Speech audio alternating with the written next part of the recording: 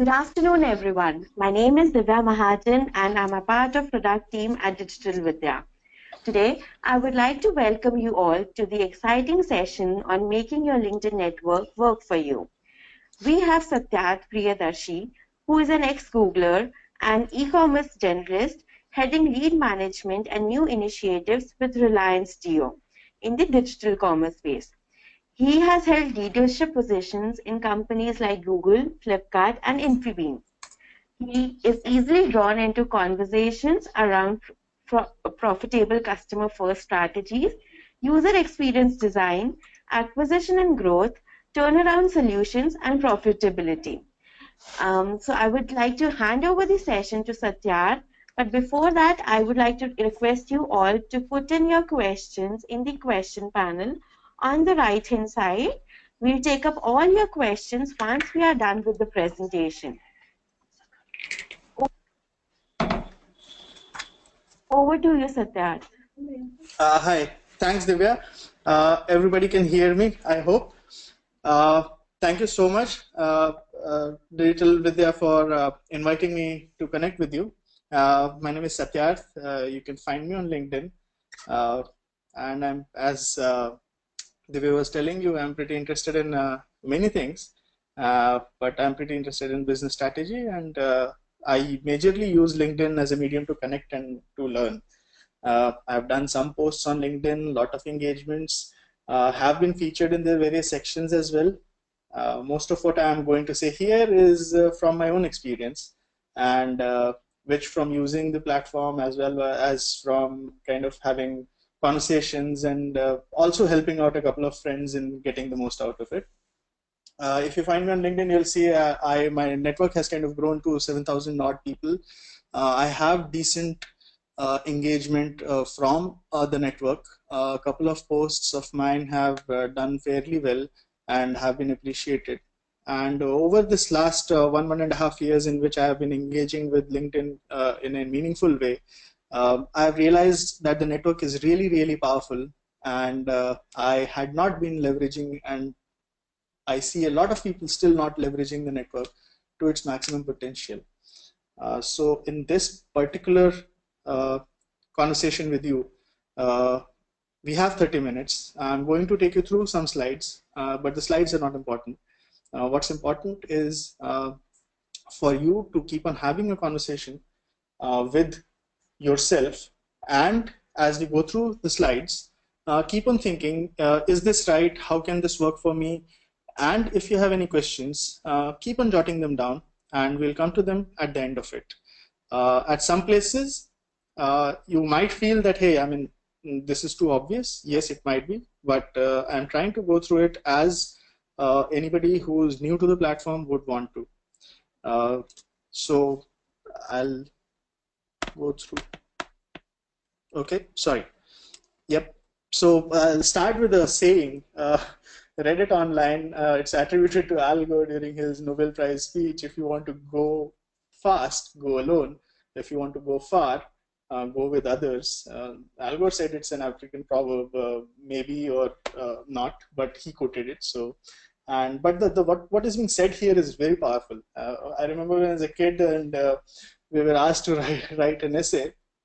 I would jump in and start and say, man is a social animal, and then go on somewhere, and I didn't know it then.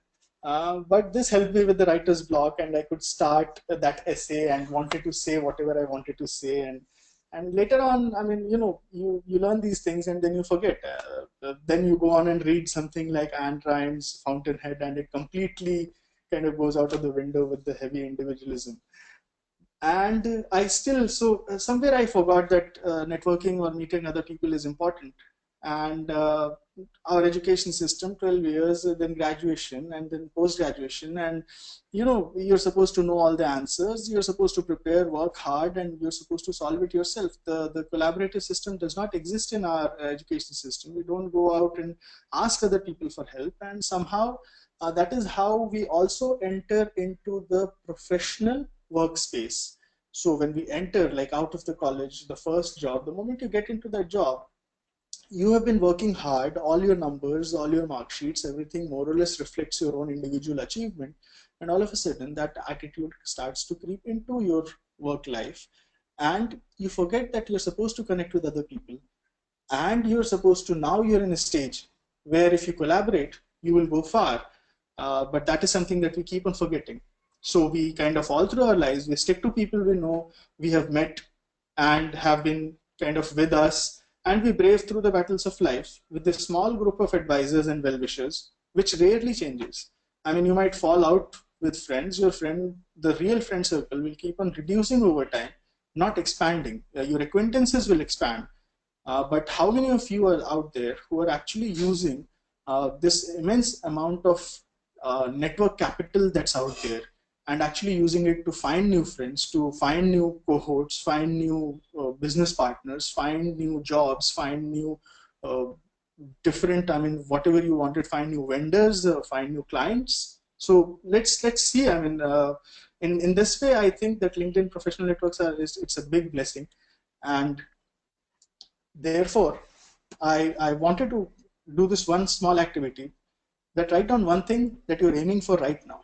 Because anything that we learn, if we always have this context in mind, that why are we doing this, it always helps put things in perspective. So just jot it down somewhere, that one thing that you're aiming for right now. And let's see, and keep on doing this mental internal calculation, internal conversation on how whatever is being said here will help you. Will it help you achieve that thing? How can you shape this conversation to help you achieve the goal, right? Then next is put down an arrow and now write one thing that can get you what you want. Yeah, so we have put down something that you want, and then you put in an arrow, you write one thing that will help you get you what you want. Yeah, and then on the arrow write down one thing that's stopping you from doing what you want. And I mean, don't write things like funny things like because it's illegal, or my wife or my mom said that you shouldn't do this. Yeah, really, I mean, if you have a life goal, if you're trying to get a new job, if you're trying to uh, get into a particular company, if you're trying to learn something new, you're trying to get into digital marketing, you're trying to do something, and you are at some place and something is stopping you from going there, right? I mean, so write down the thing that is stopping you from doing what you want. Yeah, how many of you wrote any of these things? I mean, did you write that you don't have enough money, so you're not able to start a new business? Or did you say that, hey, if I had a better job, I would have a better salary and I would have therefore a better life, I just wanted this? Or maybe, yes, I could have become a digital marketing professional, I could have become a finance professional, but I just don't have the right education. Or I just don't find time, I'm too busy in my life, my family, I have other commitments, and therefore I'm not able to do the things that I want. How many of you wrote that? Yeah. Now, how many of you wrote the right opportunity? How many of you feel that you do not have the right opportunity to actually do what is it that you actually wanted? Yeah? Very few? Too many?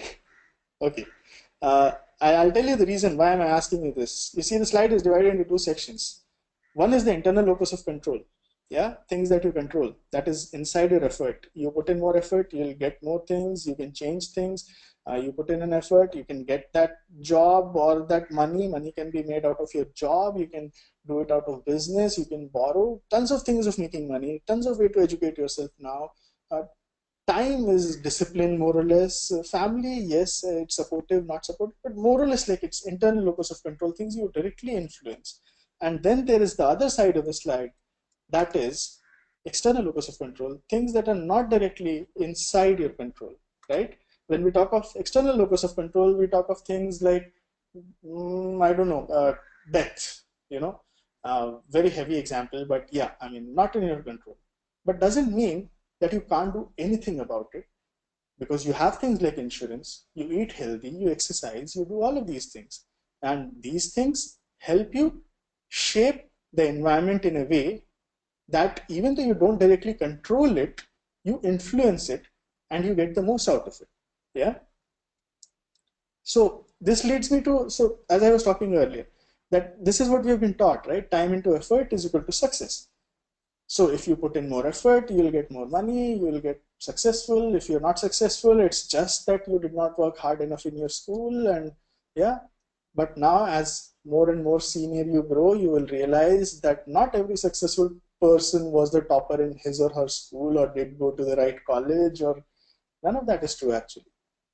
Then, but they have become successful. They've put in time, they had enough time, they had the same amount of time as you had, they put in maybe more effort, less effort, you don't know, but they are successful. So what happened, what changed there? So let's see what is it that they understand about success, and what is it that they are doing. So this is what successful people are using. The equation in their heads is time into effort raised to opportunity is equal to success. So as I was saying earlier, that you have an internal locus of control and you have an external locus of control. If you think that right opportunity is missing, and if that figures into your internal math, that hey, I have these things, I have time and effort, and I just need this particular opportunity and I'll be catapulted, then you're in the right place. And this is where we are going to focus today, is opportunity. Yep. Opportunity means that how are you interacting with your environment? Are you the image on the left side, that is, are you square or are you a star? Yeah, very simple. I mean, so which one of this defines you? A square with 4 corners and 4 sides interacting with the world, or a star with 12 sides and 6 corners interacting with the world? What happens if you have 10,000 corners? What if this is a network map? I mean, this is how you are connected with the world. Does that change things? Does that change the way you think about success, or the way you think about things?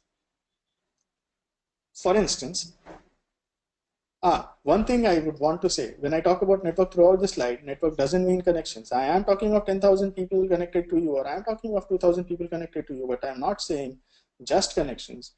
I am saying people who are quality interactions, people you are actually talking to, people you are usually talking to at say a monthly or at least a 2-month level. How many people are you talking to?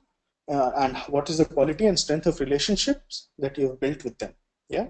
So let's come back to this. So would your perception of yourself gates?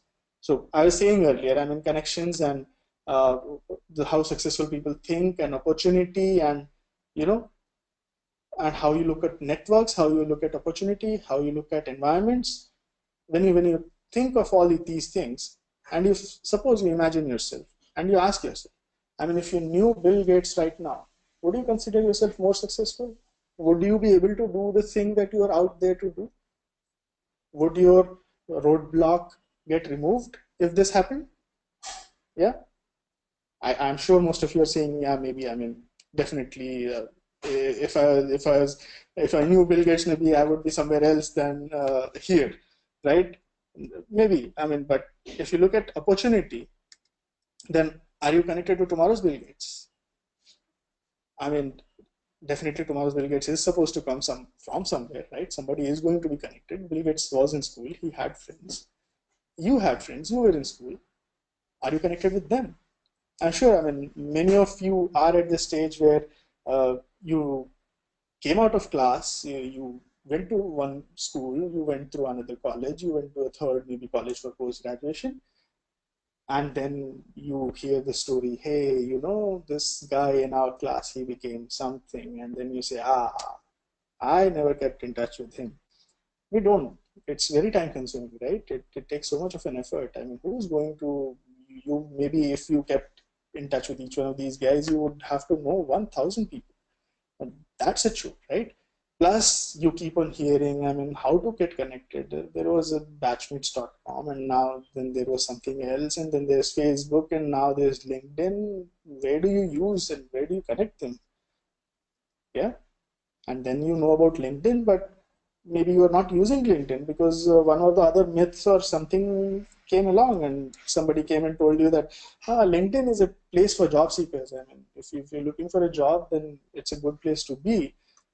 Or somebody told you that, hey, it's only for HR and salespeople. What are you doing? Actually, this is partly true. I mean, if you see LinkedIn and the network that LinkedIn has, LinkedIn is rarely used in Japan, because in Japan it is actually considered as a job site. If you are on LinkedIn, your manager and your manager's manager and your peers will think you are actually looking for a job. It's like the Naukri of Japan, and that's how the company maybe positioned itself initially, and but that got entrenched, and they have never been actually able to come out of it.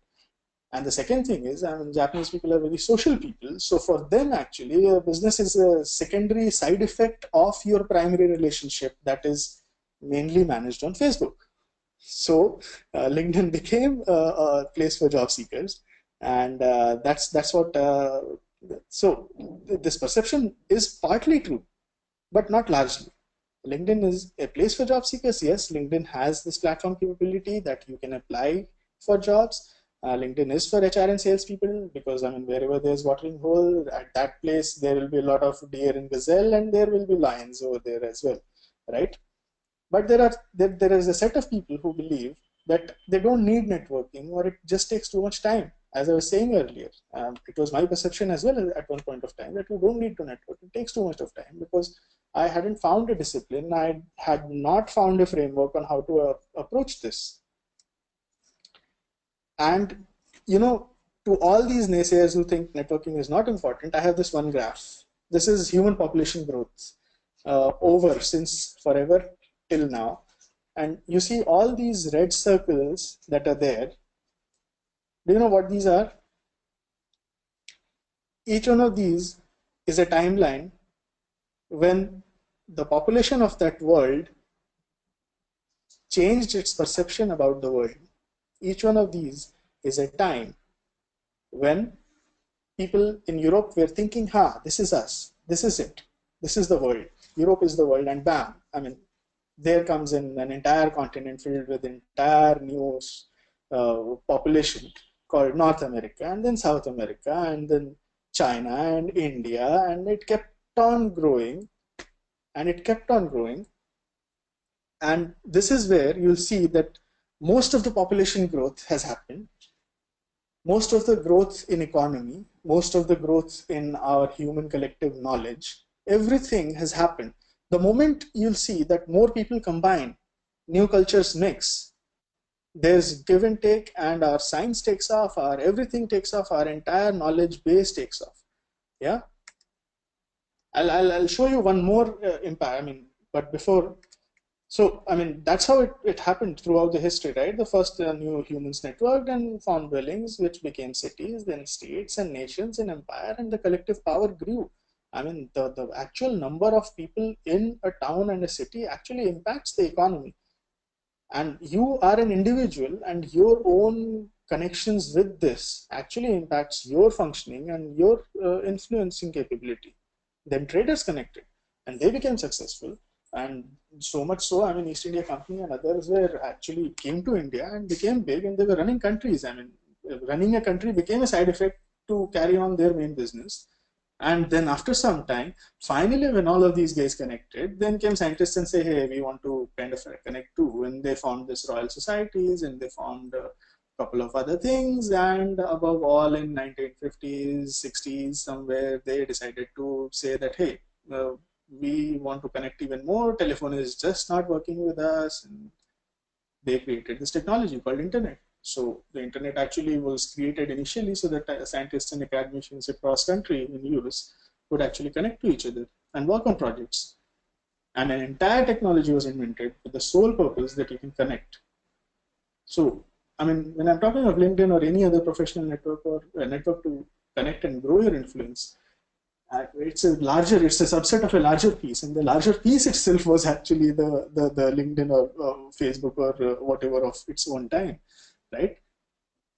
So if a tool has primarily been built to connect and network and communicate with people, are you using it to its full extent is what I'm trying to say. Yeah. So now take a minute, list down one reason why you use or don't use LinkedIn. We'll come back to it towards the end. If you're here, you're listening to this, you're looking for something, you're listening to this, and there must be a latent reason. Either you want to learn more, either you want to understand more about this platform, either you want to fill in a gap, or you're completely new to this, and you say, or you want an introduction. But whatever it is, if you have not been using it, let's see why you've not been using it. Jot it down. We'll come back to it at a later point. You know what is this? This is a CT scan of an ant's nest. It's built on just 3 rules. It's built on just 3 rules. That's it. Such a complex structure built on just 3 rules, and that is what it will take for you to build your network.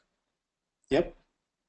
It's just pick up a grain, drop a grain near other grains, pick up grains handled by other ants if possible. That is it.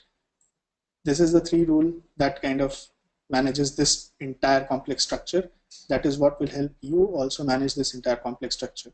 There is no big guide required. Yeah.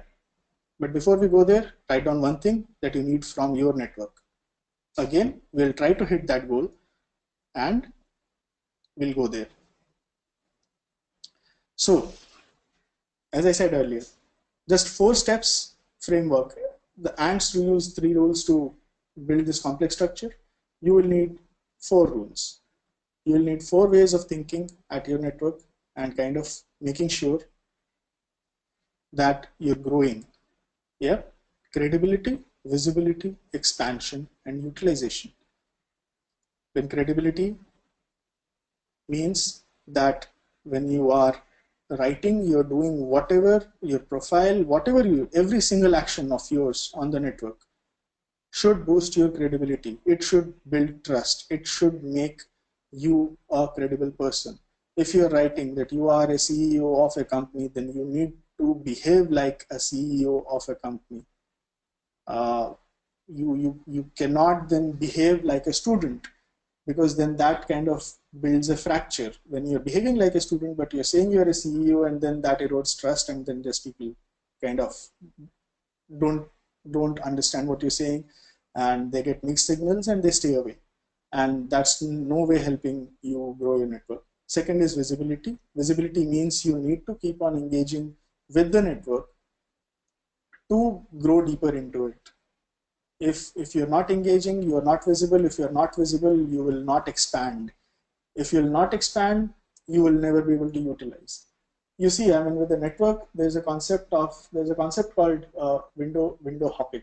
You know, most of the things that you do through the door.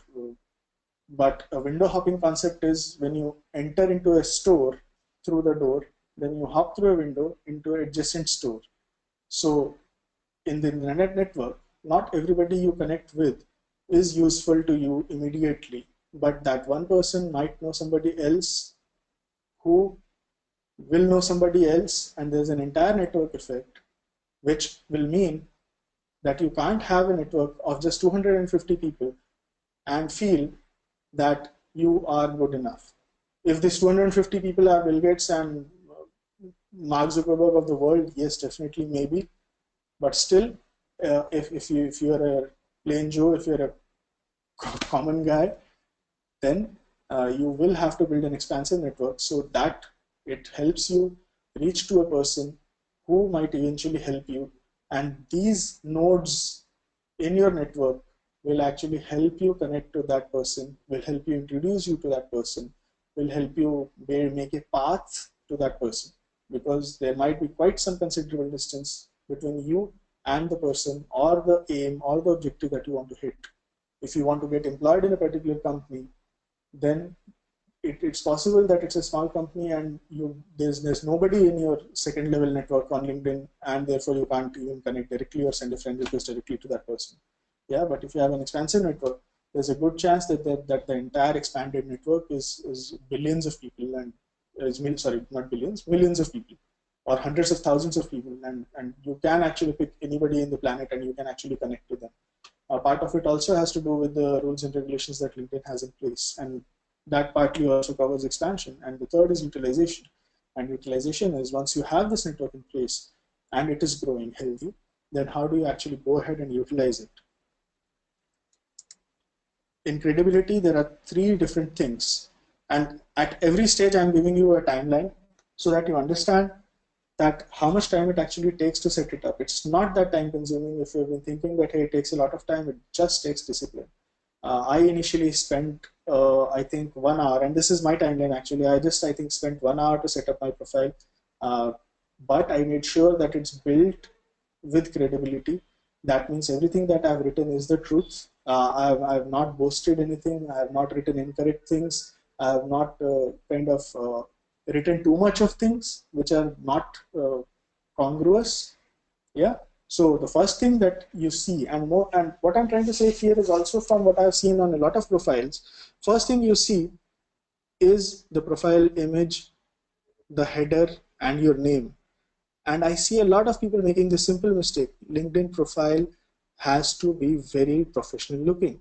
If you have put in an image when you were vacationing in Bali and you're really, and reminds you of happy times and you were really happy at that point of time, and you put that image there, yes, it is spreading that happiness, but maybe not the credibility.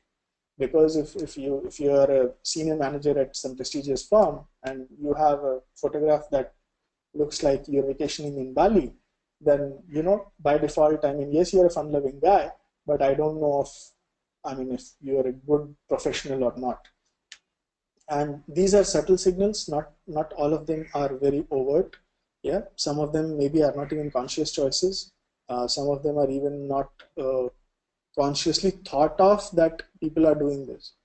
They just might look at the profile photograph and just move on and not take you seriously. If you have maybe you're a very creative person, and I see this with most of the creative profiles. If you're a very creative person, you will write some random job headline, and that random job headline, though whoever connects with you will find very funny. Yeah. uh, Chief Growth Officer. I don't know what that means. Maybe you're trying to say you're a CEO, but then maybe you are a marketing guy or a sales guy or a business development. I don't know. Yeah. And if you are connecting to a client with the written Chief Growth Officer, yes, but then the problem is that with that kind of a subline, you can't easily be found.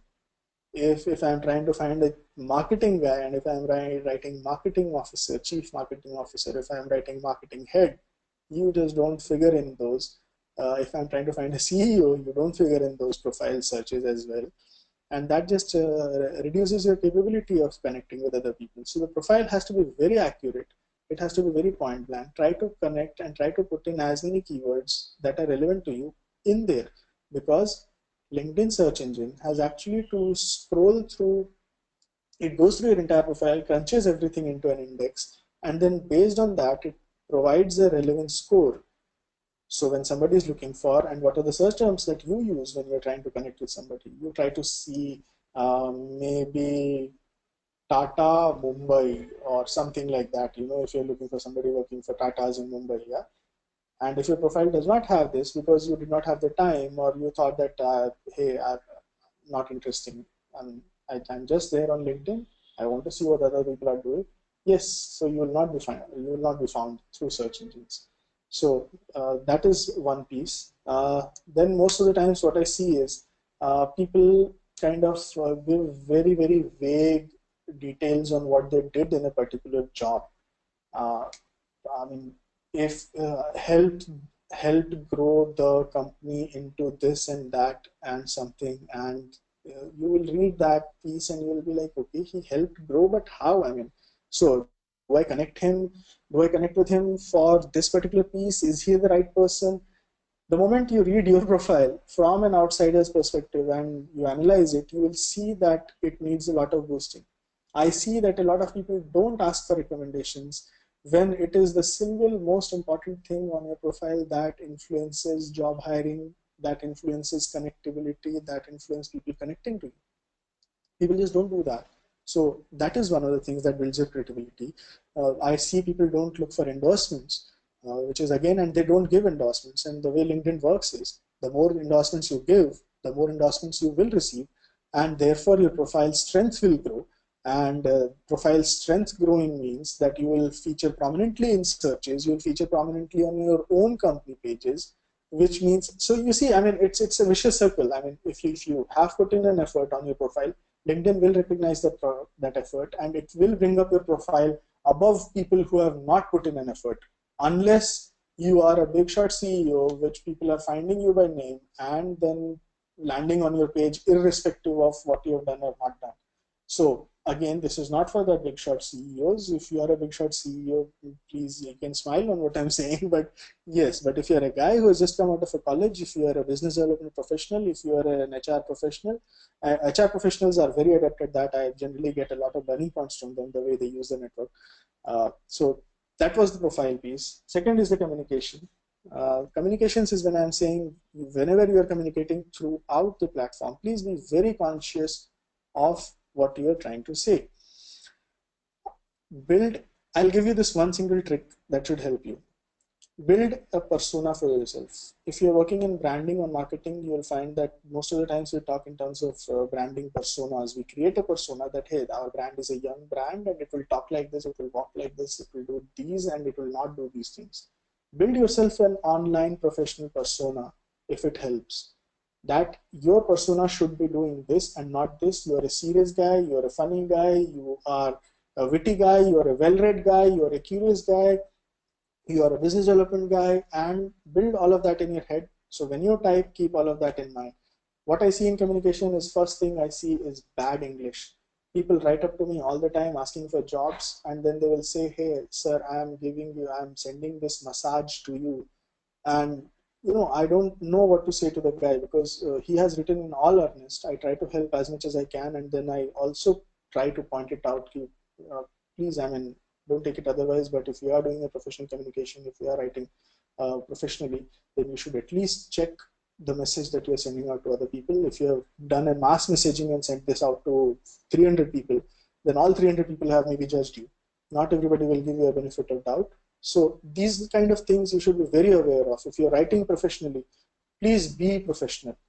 In communication, one of the things that I see when people connect to me or people talk amongst each other is that they get very emotional, and then they bring out the conversational aspect into it. You should not. You should always be professional in your communication. One more last point about communication that I see people doing is that when they're communicating, they will put in a copy paste message to everybody, and the moment you read the message, you know it's a copy paste message. So that itself beats the purpose. The person who will actually respond to you with such a message maybe who did not understand it's a copy paste message, which I'm not sure if you were trying to get connected to that person. But you should, as far as possible, try to personalize the message. Even if you're doing a copy paste, sometimes people have no other choice. Maybe it's your line of work. You are supposed to reach out to hundreds of people in a day as a nature of your job. If you are doing that, but still please take out some time to personalize it. The amount of response you will get from personalization will be hugely different, because when people read a copy paste message, they don't know what to say. I mean, because they know that it's inherently not written to them, they don't respond. They just look at it and they pass on, unless it's like of immense interest. So, and the fourth is conduct. So in conduct, what I see most of the people do is pick up fights, bring in race, religion, bring in things like politics into communication. Excuse me. I see people not behaving properly. I have seen profiles where people claim they are actors, actresses, models, which are not at all suitable for LinkedIn. I have seen profiles where the profile picture or the the the write-up, whatever it was, but the person had kind of given out a phone number and asking people to connect with them. The biggest, baddest example of like conduct is when people write, hey, I'm starting this WhatsApp group for all communication professionals to connect and do blah, blah, blah. And bam, one of your network connections right there puts in his phone number in that particular thread. Tells me two things: that you're too desperate or you don't know how to actually find and connect to that network. And then I applaud the guy who actually wrote the post, because he has just harvested maybe like 3,000 phone numbers out of just one post on LinkedIn, and you will keep on getting spam messages till eternity. So I mean, so these are the kind of things. So when I say conduct, conduct also means professional. Conduct means not just right or wrong. Conduct also means the degree of professionalism that you're showing in your conduct. When somebody is kind of not being professional with you, how do you handle that situation? Are you dealing with the person with patience? Are you showing benefit of doubt? Are you actually trying to understand what the other person is saying before responding? Are you picking up fights? Are you just over communicating? I mean, there's a thread that caught your attention, and now that thread has become a public chat message, and with 50 responses. So all of these things count into your conduct. And understand this, that tomorrow this profile that you create and this credibility that you create, right now you might have a very secure, stable job, and maybe you're not looking for a job, but tomorrow, 3 years down the line, 2 years down the line, maybe you will want to use the same profile for something different. Tomorrow you might want to use the same profile for something different. You might want to use the profile to kind of showcase your talent to an investor who's going to invest in your company, while 2 years ago you were trying to use the same profile to get a job. And the nature and the use of this profile will keep on changing. It is very important that you keep this profile very credible and very, very trustworthy, so that it doesn't change from time to time. Based on your credibility, if you lose contacts, if you lose connections, they are not going to come back. So that is one given. Yep, it's a very, very tight rope that you walk. Next is, so there's a credibility checklist that I have built here. You should make sure that the profile is complete so that the search engines can find you. You should have a quality photographs, recommendations, certifications if you have done helps tremendously in a profile ranking. Endorsements have helped me a lot. Because of endorsements, you will not believe that people have actually reached out and kind of, and not immediately, but quite some time ago. Endorsements have helped me immensely. Posts and activity is one thing that builds immense amount of credibility. There were a couple of people who connected to me solely because I had done some posts which kind of touched a chord with them, and the language and whatever I had written kind of, and I'm really happy that I connected with these two guys, and we kind of keep on chatting, and we when they come down to my city, we meet for coffees and everything, and it has been an asset to actually know these two people. And it just came out of my posts and activity, and the yield is really low. You will not get a lot of people from this maybe, but at least it stands there, and it tells people what you think in terms of where do you stand professionally, what are your core strengths and areas. You can actually use the posts to showcase your strengths, and uh, go over and tell people that this is what you are. Don't over engage, mix personal with professional, always respect others, mind your language, very simple things. Yeah. And then every single thing that you do for credibility, your first guiding rule, as I said earlier, is create a persona, and always think, does this action help me achieve what I want out of my network? So don't over engage. Don't engage where you think that this has no end gain, because that's just a waste of time. And then you will go out on this like 50 minutes of chatting and searching and looking through profiles and what have people done, and you will say, hey, LinkedIn stole away 50 minutes of my time. So be very disciplined, know what you want out of this. Next is visibility. After you have done a very credible profile, you have built enough credibility, then you go ahead and you build visibility. That means you try to expand your network. This is the first step towards expanding your network. That means how you engage, the quality of engagements, how many times you engage, what do you share. Sharing is a very intense medium, because if you're reading good stuff and if you're sharing good stuff, you will get tons of followers who want to hang around you, because you are helping them kind of remain updated, and you will in turn actually get tons of good content to read and learn. So as I said earlier, I use LinkedIn mainly to learn and kind of connect with people who are in the same space and are thinking along the same line. Uh, and I find that sharing is one of the best tools that I see. I share a post, people then share theirs, they retweet it or they do whatever with it, and I mean, in one share, I will come to know that if I've shared something on, may say, retail, and there are 5 likes on that, and I know these 5 people actually are interested in this particular field, and if there's anything related to that field, I'll call up, and I do that. I mean, I've done tons of such things where somebody liked a particular comment on retail, say, and somebody liked, and I said, hey, I mean, this guy looks interesting, and let me call him up and see what he thinks. And I've had conversations like that, and that's how you build networks. I mean, not by playing safe, but sometimes just picking up that number from the profile list, calling him up, telling him, hey, I'm your LinkedIn network, and you like my post. Thank you for doing that. I found this phone number on your profile, and I wanted to understand what is it that you meant by that comment, because that is very interesting. It piqued my interest. And people will actually tell you, they'll be very, very sweet, and they will actually talk to you, and they will tell you what they think. And I mean, I found an entirely new strategy 3 years ago just based on this particular thing. So it is very, very powerful. So engaging is when what is it that you do, how you engage, how you share, uh, how you reciprocate. I mean, when people have done nice things to you, you were looking for something, you posted that, hey, I'm looking for this particular person, or this particular job profile, or this particular job is open with me, and somebody actually found out and tagged somebody. Did you go out and say thank you?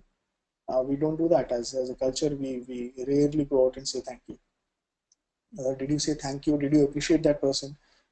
Did you say anything, do anything? Did you write a personal note to him? All of these things count. These are basic social etiquettes, and they don't take any time. If there's somebody in your network who's celebrating a birthday, it's a very special day for that person.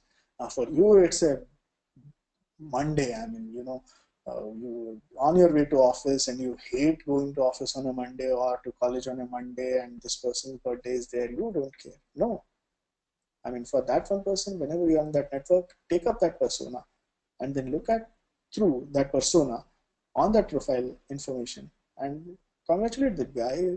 Go ahead and say happy birthday and do these small teeny weeny things every day, 15 minutes. And trust me, when you need help, the entire network will actually converge and kind of bring you out of the soup. And I've seen this happen. Uh, so on visibility, you should actually, if you want to be more visible, you want to kind of get known, and you want to grow your expanded network, then you need to sharing articles, posts, writing posts, engaging in conversations, congratulating, thanking, joining groups. Joining groups is very, very powerful, but it's limited inside. It will give you visibility inside the particular group. So if you join a group which is maybe 1 million people or 500,000 people strong, then it is kind of a miniature version of LinkedIn, which is very, very powerful. So try joining groups and engaging, but it has not worked very well for me, but I know of people who have been able to use this very well. Yeah. And guiding principle for visibility is just, did that action you take help someone? So leave the rest to time. Keep on doing. It's like putting in a single coin every day in your box, and at the end of it you'll have a chest of treasures. So just it just works like that. And then once you've built enough visibility, you expand your network. That means you go out and you start connecting heavily with people you actually want to. Before you do this, you will have to actually plan extensively, see that which are your weak areas. If you are a business development professional, then, and if you are in, say, ceramics industry, then you know that, okay, I am very weak in this particular area, which is manufacturers. I'm not connected with a lot of manufacturers in ceramics industry, but I have a lot of clients and I have a lot of peers who are also competing with me for the same market share. So you have to actually do a very professional assessment of what is it that you want out of the network. As I said earlier, if you're a student, definitely, I mean, you've just started, maybe you have a lot of friends and professors and some maybe peers or something in your network. Maybe if you've just started a job, and where do you start from? So if you have built your credibility, if you have built your visibility well, and you have done all of these things, basically in the first 2 steps, we are giving out enough signals and information to people who come to your profile so that they can form an informed opinion of you. And once we have given them a chance to form an informed opinion of you, we are going to harvest that informed opinion through 2 functions, that is expansion and utilization. In these 2 cases, we are going to expand by a plan, that targets what we want. If you're a student who wants to get into a particular company, then that company is the sole focus. Start targeting all the employees in that particular company, especially the leadership, and then start building your plan of action. Uh, who are the company, who is the company suppliers, and then build outwards. And because you have built your credible profile, you have built a plan. It will take time, but you will be able to expand in that particular area. For instance, my own personal example is when I was in Japan, I had kind of moved from into a completely different field. I did not know anybody who was in app development. I did not know anybody who was in a particular field. I mean, it's a new geography, but within 6 or 8 months, I was up and running because I could actually take this thought process and say that, hey, I don't know any app developers in this particular geography of Asia, or I don't know any ebooks publisher in this particular geography of Asia, and then I started kind of filling that gap in a very planned way, and it yielded results. And kind of I was able to connect, and I was able to build relationships, and then convert them into business transactions. So if you're a student, same thing applies. Don't think that just because you've heard this talk and you're very motivated and bang, tomorrow you'll get what you want. What I'm talking about is a very disciplined approach. You have to keep on doing this, and it will yield results. And whatever you put in this box, it will give you tons of returns later on. We are running short of time here, but please give me 2 minutes, and then we are talking about expansion. Expansion means who are the people who are missing from your network, building a network map. This is one piece which I want to kind of actually talk about, is a network map. When I say network map, it simply is a SWOT analysis of your network, which means that, hey, who are the people I really need to be connected? Yeah, and then you do a SWOT. Do you know all the people in that industry? Do you know all the people, all the relevant people or the influencers in that industry? Are you connected with all the decision makers, opinion makers? So how you go about doing this is, first of all, whatever is there in your LinkedIn network, just go out and download the entire CSV into an Excel file. And in an Excel file, you can actually build a pivot based on industry, based on job levels. And LinkedIn also to some extent gives you that how many people are you connected to from what geographies and what job profiles. If you are, suppose if you are an educator, right, and you run a training program, or you run then it's useful for you to be connected to students, and students are not very senior people, right? And if you find that in your network you're just connected to very senior people, GM and vice presidents, and that does not help you. Your network map is completely skewed. Your network map needs to be with people with lesser experience, because they're trying to get into your training program. So something like, so once you do a SWOT analysis and who or what level of industry people that you need to connect with, in which industry, in which geography, and once you have that, then you start implementing the plan, and you start targeting people in that particular geography. And once you are connected, you keep on taking, you need to keep on taking the stock from time to time. By doing this, download the entire network profile and do a pivot. Find out if you are connected with senior level, how many CEOs are you connected with, how many VPs, GMs, whatever, in which geographies, which companies are you most influential in. And once you found out that, okay, in this particular industry, in this particular company, I have large number of contacts. Then if you're a business development professional, if you know that you're connected with, say, 300 people in TCS, for whatever reason, you might have posted something about Tata's, and it became viral inside the company network, and all of a sudden you received a lot of friend requests. Okay, but you do not know that you are connected with most people in TCS. If you find out that, then all of a sudden you have a base from which you can work. So instead of, maybe if you are a business development professional in technology tools, maybe instead of targeting IBM, you would maybe start with TCS and then go to IBM, or you will apply a similar kind of a strategy for IBM and get 300 people from inside IBM. And this is the way you will have to actually map out your network. How strong are you in which areas, which companies, and which industries, and at what level of decision making. Yeah. So when it comes to utilization, I feel that the only thing that can stop you, if you have done everything right, if you've planned, if you have expanded the network, if you have done everything right, the only thing that's stopping you from utilizing this network is your own karma. If you have broken any of the cardinal rules, if you have been rude, if you have built a bad public image, if you have an image of somebody who is not to be connected with, then it will hamper your utilization of that network. The kind of persona that you built is what will help you utilize it. The kind of quality you've built is what will help you utilize it. If you have actually went ahead and if you have actually connected with a lot of these people on one-on-ones, it will help you utilize. And the kind of influence, the kind of conversations, the kind of content that you have put out will help you utilize. If you are seen as a decision maker, if you are seen as influencer, if you are seen as a troll, and there are many people, even in my network, who are very good trolls. I mean, they'll just go out, you post anything, they'll just go out and tear that to shreds and then keep on at that. And, so what, and if definitely, I mean, if people who are these naysayers and trolls, if they come back and they try to utilize the network, they will find it very difficult, right? Because they've not just been doing it with me, they've been doing it with various other people. So they might be connected largely, but they will never be able to utilize that network. So it all actually comes down to this one particular word, karma. Have you put in enough to actually take out of the network? You will put in 10 units of effort, you will get 50 units out of it, but you need to put in that 10 units of effort in curation, in managing the network. So in utilizations, I mean, it's as simple as that, that what goes around comes around.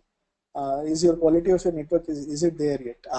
Many times actually utilization will also be a form of kind of life stage. Uh, means that if your life stage is, if you're a student, you cannot utilize it to the same level that maybe a 45-year-old CEO in the network with so many years of work experience behind him and time and effort, or maybe a 40-year-old vice president who has done her homework and has been at it for last 20 years. Definitely there's some gap. You will not be as influential, as capable of utilizing your network, because you are at a different life stage. You are a student right now. You will join a company. You will grow. But definitely what you should aim at is that in your particular set, in your particular life stage, you are at one of the best ones. You are one of the most connected ones. You are in a stronger position. If you want something, you can actually in a very short amount of time go inside your network, find out that information and make it happen. And I've used all of this in a very weird amount of ways, right down to actually getting a product returned to I mean, a lot of professional things and personal things, and but it works. If you know people, it works. So one thing, I mean, whenever you look at a network, have you put in your effort, enough effort, is what you need to look at. But you also need to see that are you asking more from your network than what it is capable of? If your network is largely built of your classmates, then definitely it will not yield as much results. But if you want it to yield results, you need to move the shape of the entire network and its topography, and you need to move it into a place where it's largely built of maybe uh, your seniors who have just joined into jobs, and all of a sudden your network's balance shifts and you're all of a sudden not just connected to students, you're connected to a lot of working professionals, and through that you move on to connecting with leaders who are managing these working professionals, and all of a sudden you have actually jumped through the window. And from there, the world is a stage. I mean, if you actually have done your homework and if you are doing good content, good posts, and engaging with these leaders will actually respond back, because the world has completely shifted. Now you'll find a lot of senior people interacting with a lot of people are from all stages, because you never know where a good idea or a good person is going to come from. Yeah. So finally, I mean, don't be rude, don't be trolling, and don't take things personally. There will be trolls against you as well who will write things just to make you angry, just to you know, kind of. I think it's just bad kind of humor, but they keep on. There are people, all sorts of people out there. So be very conscious. Keep your persona intact. Keep a focus on what you're writing. Be very aware that you're writing it on a public forum. Don't forget that ever, even if you're just a bunch of friends who was just bantering, you know. So now that we've gone through all of this, what is it that you've been missing? So do an internal checklist. Did you actually get onto a fight with somebody? Did you actually not complete your profile or do a profile or build a strong enough profile or build a network map or connect with people in a meaningful way? Did you actually go out and just put a add me, and just to send out requests to people you did not know?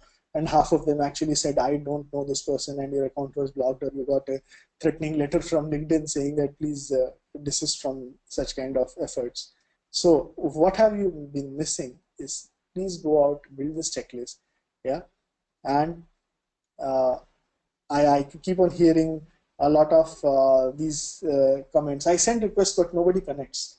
Doesn't happen in a real world unless you have kind of sent out requests just like that. You just let LinkedIn into your mailbox and through your contact list, and then let LinkedIn mail out tons of mailers to say 1,000 people.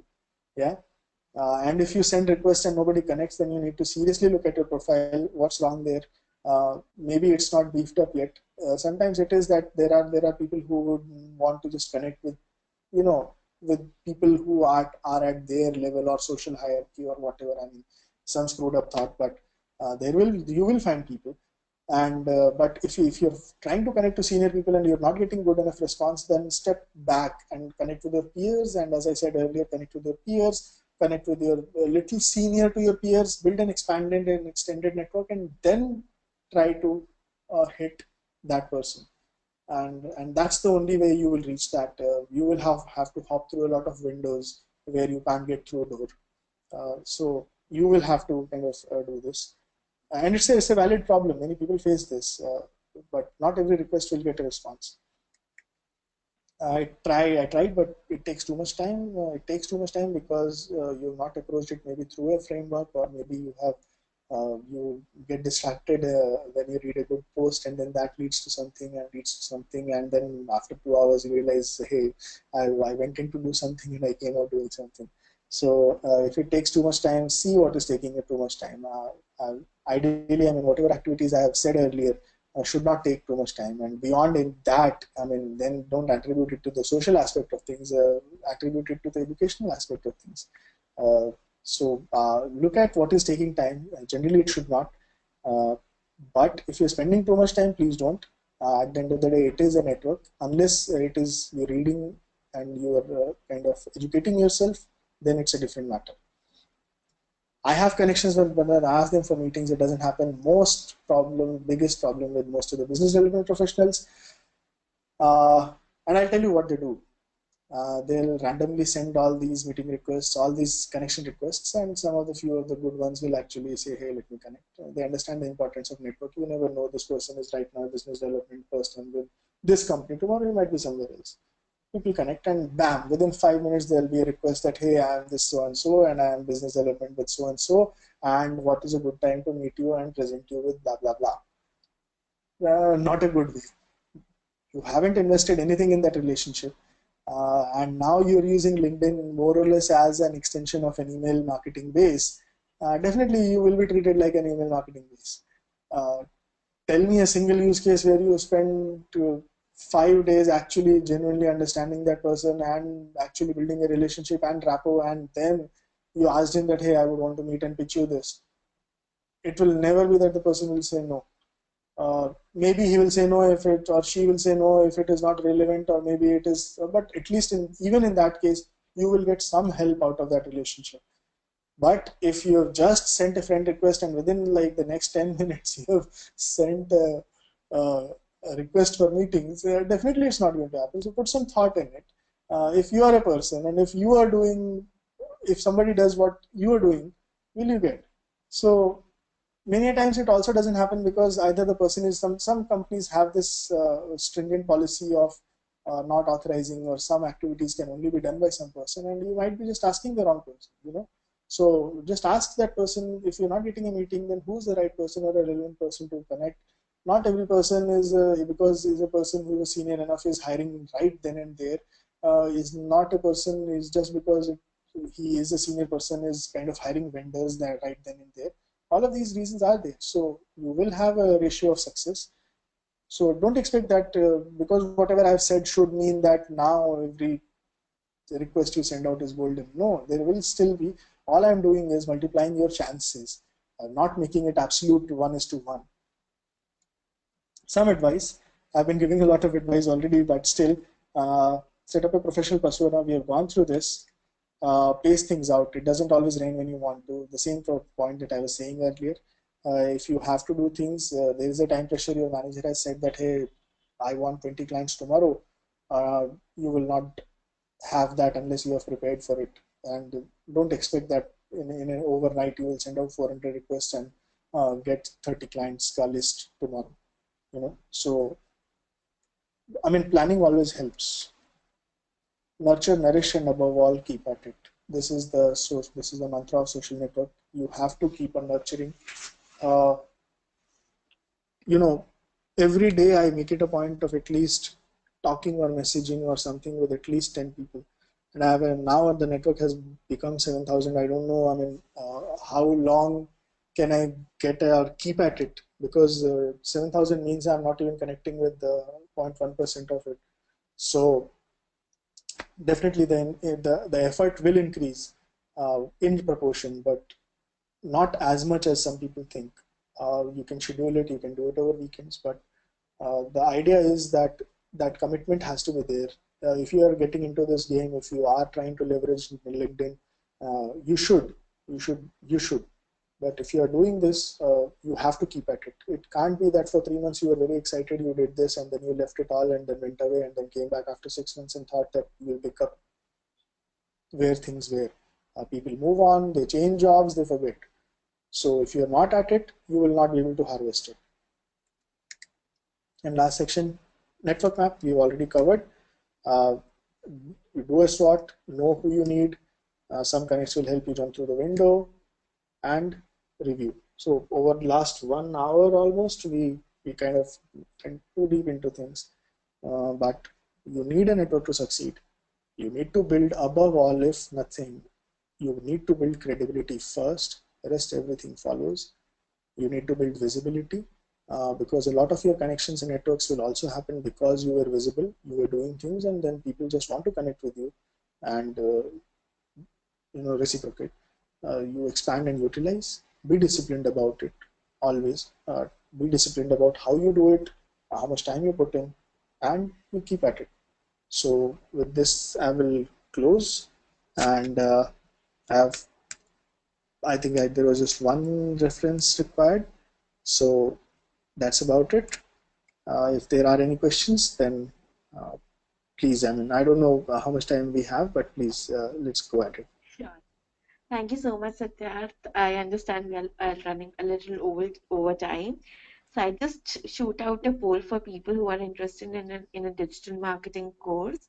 We have a 6 month program for you. If you are a participant or if you are not really interested at this point of time, it's absolutely fine. You can just select no in that. But if you're looking for one, you can just pull out yes, and the team will approach you with all the details.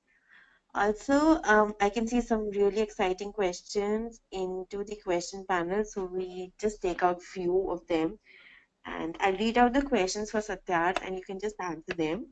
So, first question is from Lakshmi. She is asking, I keep getting requests from unknown persons on LinkedIn to add me to my LinkedIn network. Will it benefit me in adding those persons to my network? So Lakshmi, I can understand. I mean, this is a little bit of a problem in our country, but make sure that your profile is completely professional. Your entire image on your profile page is super professional. And then, as I said earlier, that you need to go over there with persona. People will connect you. Maybe, I mean, You might not want to put out too many personal contactable details in your profile, but yes, definitely you should accept, see where it goes. And if you see that, hey, it's kind of not, I mean, they did not connect for a good reason, then there's always a method to block. But if you keep on not connecting with people out of fear, then definitely that's a downhill road. So please, I mean, be brave. Thank you so much. Moving to next question, it's by Lakshmi only. So she's asking how to become active on LinkedIn in networks to get the attention of key opinion leaders or decision makers. Depends. So first of all, Lakshmi, when you look at opinion makers or decision makers, be very clear if they actually engage. Do you see them actively posting? I mean, you might want to connect with Bill Gates, as I said earlier in one of my slides, but then is he active on LinkedIn? So if you see that a key opinion maker or decision maker is active, look at what he or she is excited about, what he or she is actually talking about, and connect on their plane. I mean, that's one sacrifice you will have to make. You will have to connect on their plane and their subject and topics of interest. Many a times, again, be very wary. There are three kinds of influencers actually. One is an influencer who just speaks downwards. They will not respond or come down and engage with anybody. They will just kind of post and kind of let people engage amongst themselves, and they'll stay away, and they'll just post one-sided. And then there'll be people who will not at all, neither post, neither be on the network or whatever. They are just silent observers. And then there's the third one who will actually engage with you. These are the people you should actually even try and put in an effort, because the rest of the two, they are just celebrities, or they think they are celebrities, and that's a state of mind you can't change from a distance. Thank you Yep, so Divya. much. Moving to next question, it's from Rajat. He's asking, I have been using LinkedIn Network to connect with new prospects to help my family business at the moment, and it serves me well. So I'm studying digital marketing and working on a portfolio at the same time. However, I still haven't landed my first job and need another 4 months with the business here before I start applying for the job. So his major question is, what if I get in touch with HR personnel of a company via LinkedIn, and the job isn't listed on their website? How can an HR person I can approach an HR person via private mail or through LinkedIn for getting a job? So very, very valid question, actually, very good question. Uh, it in fact happens with me as well, uh, and has happened with me is the right thing, I should say. So first piece one point I wanted to say was that if you have been using LinkedIn to actually reach out to prospects, it is really good. But if your business allows it, that means either you have to deal with a lot of prospects, then get Salesforce and integrate it with your LinkedIn account. It's one of the best things you can do. If you are an individual salesperson, then get an app like either Slack or either Close, CLOZE, and integrate that with your account, and your power on your prospects will tremendously grow. If you're using it for just marketing, then maybe, I mean, LinkedIn itself has a pretty good business tools, so will not go there. On your answer on meeting HR persons, and see, it's not, as I said earlier, what I'm talking about will increase your rates of conversion, right? Suppose if the person or if the HR or the job profile actually says that they need a 6 years of experience from IIM, ABC, whatever, yeah, you being connected with them and having a very good rapport, and they might be even your best friends, cannot change that fact or their need. Yeah, so it will help you get connected, and you might be considered first if you are well connected and if you are well networked. But at the end of the day, it is a decision making that will happen keeping many other things into account. What you can do is you can influence the hiring manager's decision by having a profile that is very, very synchronized with what the job requirement is. If your profile is actually stocking the same things that the job requirement is, if your previous work history is doing the same thing, if your posts for instance, I'll tell you a live example I've seen. One of my very good friends was trying to get into app business development. He was crazy about apps. Everything he was doing in life was about apps. All his posts were about apps, likes, shares, and everything. And later on in an interview, which I introduced him to, in that interview, there were very, very strong candidates with very strong CVs. But when the hiring manager looked at this person's entire LinkedIn profile, he knew that there's credibility there, that if he's saying I eat, live, and die apps, he actually does that, because there's documented history, rather than somebody who maybe has been at the right place at the right time and has grown into the app industry very well. But this person is actually very excited about it, and that was a hiring manager's prerogative, and the hiring manager actually picked that person. So same thing I would say for you and other job seekers, that whatever I am talking about can get you, put your foot in the door. Yeah, but after that, converting or not converting, there's also a larger element of what the hiring manager or a HR manager is looking for. So don't beat yourself to death that, hey, I did so much of an effort and this did not happen. Be a salesperson. Not every client will buy, not every HR manager will hire you. Sometimes you will look back and you will thank yourself that thankfully I did not get into that company, because and therefore I am here. Next, please. Thank you. Moving to next question, it's by G. Chandru. He's asking, currently he's into pharma marketing and doing a digital marketing course. In this case, he needs to highlight his digital marketing skills into his LinkedIn profile. But what his current organization or manager would think, and how can he present his current skills so that it can help him getting the digital marketing job? Uh, Great. And good question. I again keep on getting a lot of this one again. For digital marketing, I will suggest that if you're a junior guy, a junior as in if you have less than 5 years of work experience, then go out and get as many certifications as you can and display them proudly. Yeah, because in that case, the certification actually proves a very valid signal that you have all the skill sets that you will require. Because till 5 years or 6 years of work experience, maybe you will have a lot of operational requirement. You will not be building a lot of strategy, but you should know how all of this piece entirely works. But if you are somebody who has more than 5 years or 6 years, and this is my own personal benchmark, I mean, my own personal kind of bias, is if you're more than 5 years or 6 years of and you're trying to get into digital marketing now, take these courses, very essential. Take as many courses as you can, but then don't show them on your profile. Find out a way of actually implementing the knowledge that you have taken. Find out a way. Suppose if you have learned about say SEM, or you've learned about SEO, uh, show that impact into something, create something that uses SEM, and then write on your profile that you are a guy who has this profile or who has done this, and then gone ahead and converted these many customers using search engine marketing. So then I will say that build the signal indirectly rather than directly.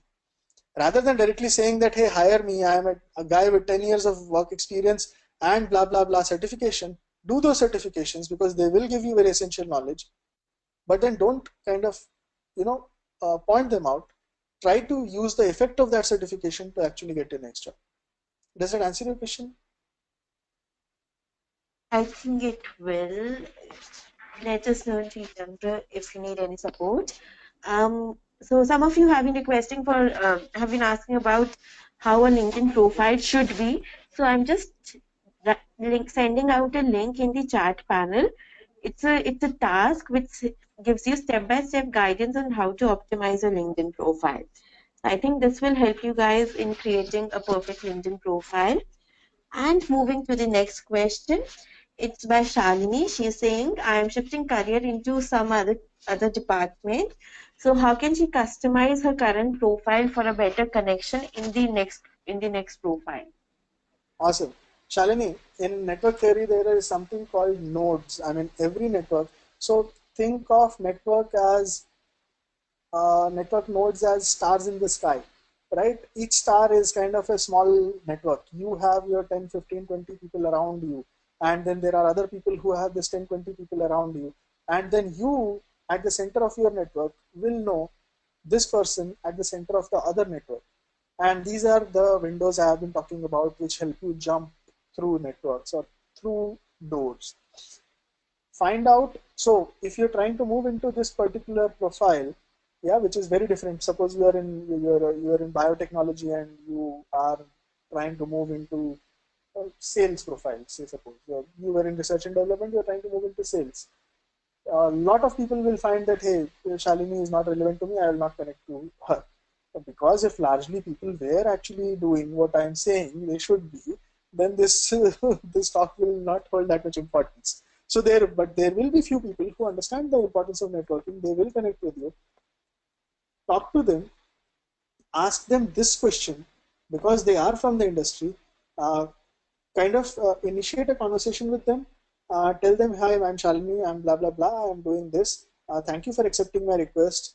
I wanted to connect with you because I needed some advice. Will you be able to take out 5 minutes to talk to me? The person will say yes. Take his phone number, call him up, tell him this is this. You're trying to move into this profile.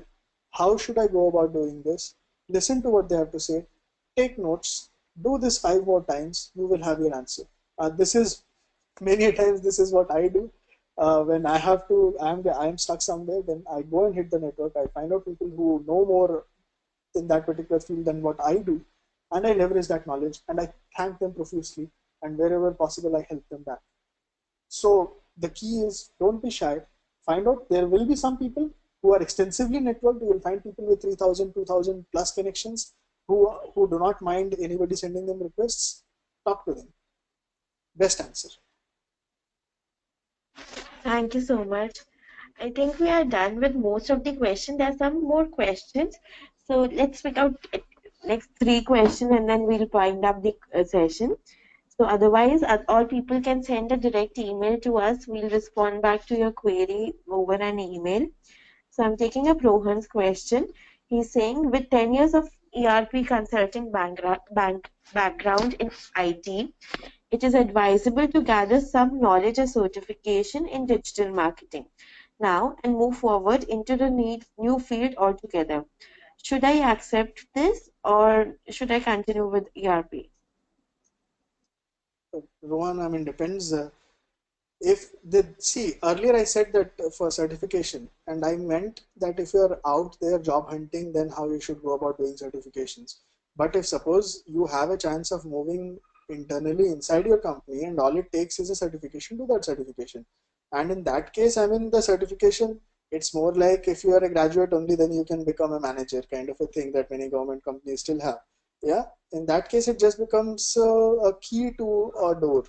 uh, if you are doing ERP and that is a very technical job, and I don't know what, I mean, I'm not sure if this is the right platform to answer this. Uh, but if I'm hearing you right, you're trying to ask me that, yeah, I'm in ERP and I'm trying to move into digital marketing with 10 years of experience I have. Should I go and get this certification? I will say you should do that certification definitely. But you should kind of make sure at your level of experience, uh, showing effect of that knowledge is a bigger criteria than actually having the knowledge. So just be mindful of that fact. Build your own website if it all it takes. It's literally now it doesn't cost any money. Most of you people, I don't know why you think it's such a big deal, but you should build a blog, you should build your own website, try to market it, spend 500 rupees on Google AdWords, and then record that and see how it actually works. And you know, build some relevant traffic and claim that yes, you have done this. You also own this particular blog that does this, and in my opinion, that is a better this thing than just getting a certificate. So get a certificate and then use that certificate and the knowledge to build something bigger. Thank you so much. Moving to next question by Aman. He's asking, as a sales professional, how can LinkedIn be used to build up a sales pipeline? Perfect. I said, first of all, if your company allows it, integrate Salesforce to it. If not, then keep on harvesting the network base. But again, as I said, your karma, utilization is karma, right? If you are thinking that you will send out 10,000 friend requests, get 10,000 connections, download them into an Excel sheet, and then bam, I mean, that's your pipeline. It's not, trust me. So in your sales pipeline, connect with people, connect with quality people, and then from there connect Salesforce and kind of initiate one-to-one conversations. If I am doing that, if I would be doing that, depends on the product again. But if I'm assuming that if you're trying to do this in a platform like LinkedIn, then that means that the product is fairly expensive. And if it has that much, if you can, then build 5, 10 good clients relationships in a week, move them to Salesforce next week, start again at LinkedIn base with 10 people, move them again to Salesforce, and kind of, but don't do this with 100 people at one go. You know, uh, that would be my message. The moment you try to scale relationship building to a large network, everything breaks down. You start doing copy paste jobs, the quality of your interactions goes down, everything goes down, and for want of everything you lose everything you have. So connect with a lot of people, download the CSV, analyze your network strength, where do you want to move in that direction, send out requests in that direction. When you get new relationships built, then harvest and utilize those relationships, but don't do it quickly, do it over time. Be very conscious of the fact that these are people, and if they want, then only they will buy from you. You can't simply do a bombarding activity and think that you will get away with it. You will be punished because that is bad karma. Yep. Okay.